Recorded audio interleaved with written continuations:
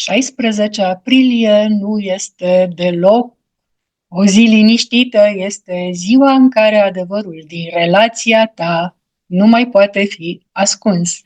Astăzi, multe cupluri vor avea o revelație dureroasă. Nu orice suflet pereche înseamnă iubire sănătoasă. Dacă simți tensiune, gelozie sau distanță, nu este întâmplător. Este energia 21-3, care ne scoate astăzi totul la suprafață. Hai să vedem ce ți se activează ție și de ce această zi poate să schimbe tot. Numerologia zilei de 16 aprilie 2026 ne aduce vibrația 21-3, o energie care scoate la suprafață multe adevăruri incomode, în special în relații, în alianțe în general. Este o zi în care multe cupluri și, de ce nu, parteneri din alianțe și tratate pot ajunge la revelații importante, dezechilibre emoționale, conștientizarea de relații karmice versus relații sănătoase, decizii care nu mai pot fi amânate.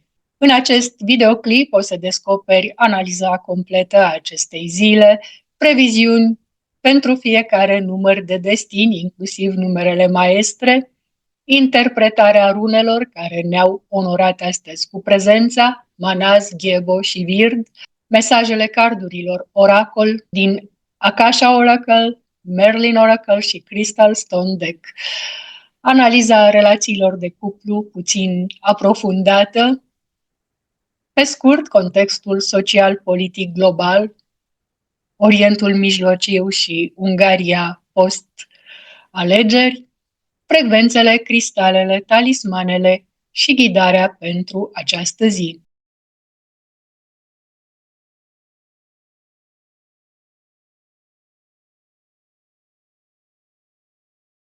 Bună, dragii și dragile mele! Bine v-am regăsit la o nouă rubrică, Numerologia zilei. Astăzi, 16 aprilie 2026, o zi de vibrație 21-3,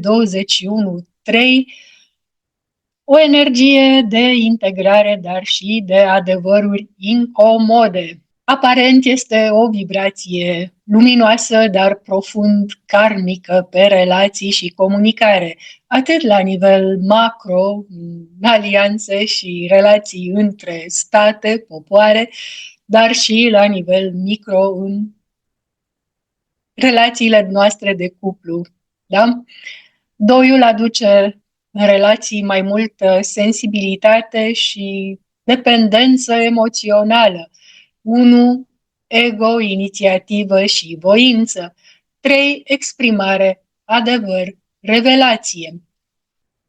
În traducere energetică, adevărul iese la suprafață prin relații. Este o zi în care nu se mai pot evita discuțiile reale, apar clar dezechilibrele și se rupe acea iluzie că suntem bine.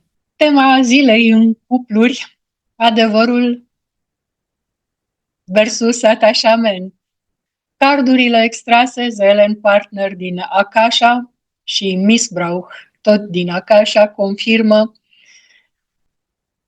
abuzurile emoționale și dezechilibrele din conexiuni karmice cu așa zise suflete pereche.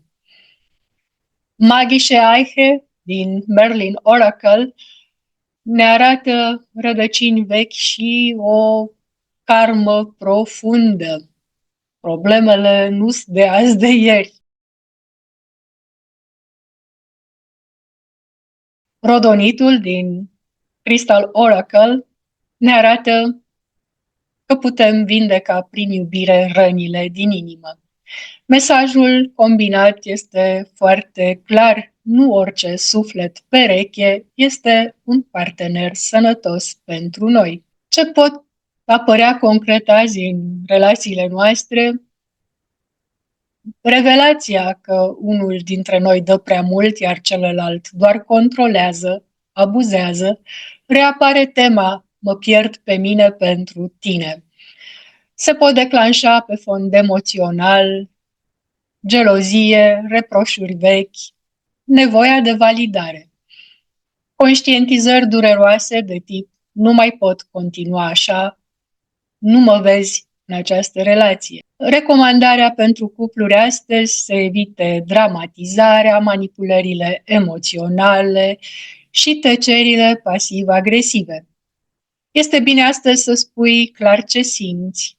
Traducere, da, comunicare, exprimare, să observi dacă relația este echilibrată și să pui limite fără să te simți vinovat.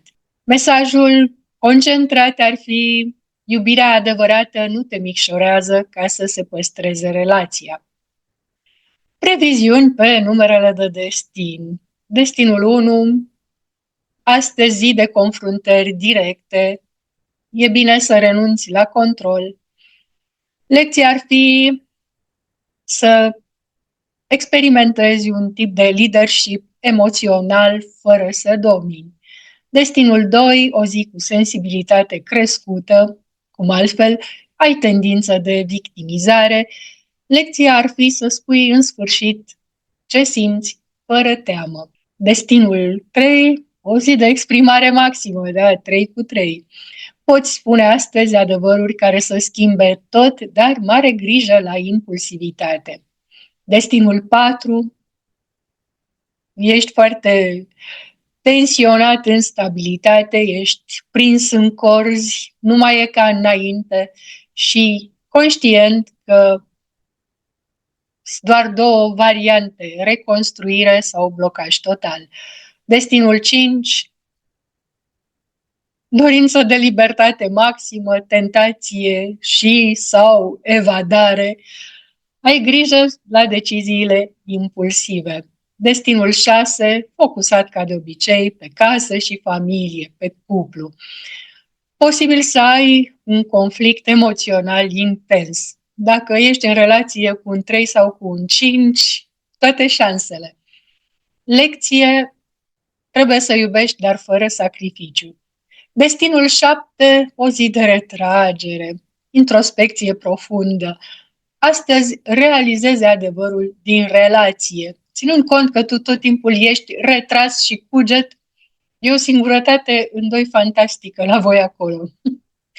Destinul 8, lupte de putere, control versus vulnerabilitate, dar astăzi e bine să experimentezi echilibrul între inimă și autoritate. Destinul 9, le ai tu cu finalurile karmice și eliberări emoționale. Astăzi închizi încă un capitol. Numerele maestre 11, hiper intuitiv cum ești, vezi totul fără filtru, ca de obicei, dar nu-ți ignora mesajele interioare. Numărul 22, decizii majore în viață. Ce construiești acum rămâne.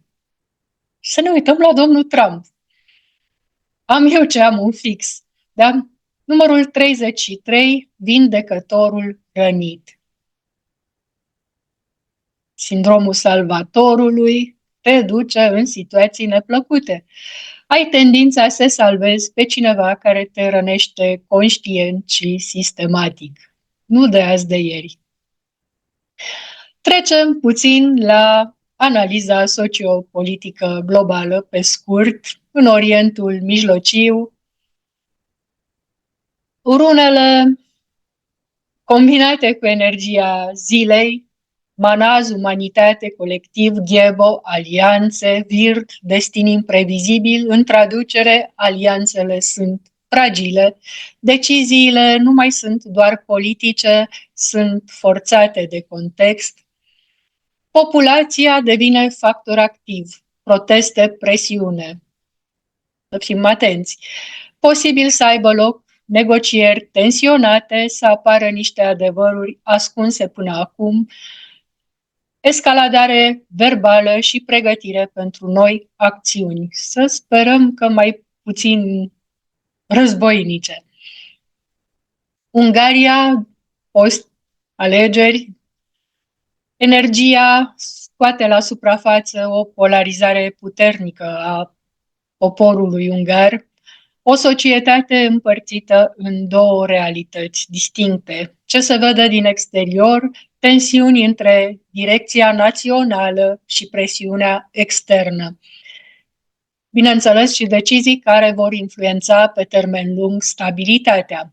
Vibrația lui 3 aduce discursuri puternice din partea liderilor, manipulare prin mass media și lupta narrativelor. O concluzie globală: lumea nu mai funcționează pe compromisuri ascunse, adevărul iese la iveală, indiferent ce ar face unii sau alții, dar creează foarte mult haos înainte de clarificare. Culorile zilei: galben solar, 3 pentru exprimare, da? Roz rodonit pentru vindecare emoțională, verde închis, așa cum ne arată și stejarul magic, pentru a ne împământa, înrădăcina și a fi stabili și puternici. Runele zilei, cum am spus, au ieșit manaz, fii autentic, ghebo, relațiile și alianțele sunt în oglindă, vird, acceptă necunoscutul. Cristalele recomandate să le purtați cu voi astăzi: rodonit, vindecare emoțională, citrin pentru claritate mentală, quarț roz pentru mai mult echilibru în iubire. Talismanele zilei: simboluri de inimă pentru vindecare, cercuri, ca să închidem cercurile karmice, rune inscripționate. Frecvențe recomandate astăzi: 528 pentru vindecare, 639 Hz pentru relații, 741 Hz pentru mai mult adevăr și claritate. Un sfat: spune adevărul fără să rănești și dacă doare, înseamnă că se vindecă. Dacă ai simțit că acest mesaj te atinge personal, atunci nu este doar un video pentru tine, este un semn și poți da share să mai primească și alții semne. Energia acestor zile, așa cum ai observat, este extrem de precisă pe fiecare hartă individuală, iar diferența dintre confuzie și claritate stă în detalii. De aceea, dacă vrei să știi exact ce se întâmplă în relația ta, dacă este karmă sau compatibilitate reală și ce decizii te avantajează în următoarele săptămâni sau luni, sau pur și simplu poți să vezi situația și relația ta cu șefii, colegii, la locul de muncă, dacă mai rezonezi acolo sau e timpul de reconversie profesională. Sau pur și simplu copiii tăi sunt puși în situația de a-și alege o școală, un liceu, o facultate. Este bine să știi pe ce talente, daruri, haruri, potențiale se bazează și spre ce ar fi cel mai bine să fie orientat. Pentru asta am lăsat în primul comentariu niște opțiuni de analize personalizate, rapide, clare și aplicate pe situația ta reală. Fiecare analiză este făcută personal, de asta poate să dureze de la comandă chiar și 36-48 de ore. Dacă simți că este momentul, accesează acum. Totul este detaliat în descriere, ca să poți alege mai ușor. Și știți cum e? Universul trimite semne, uneori ele trebuie doar traduse. O zi frumoasă în continuare, să ne revedem și să ne reauzim cu bine și mâine.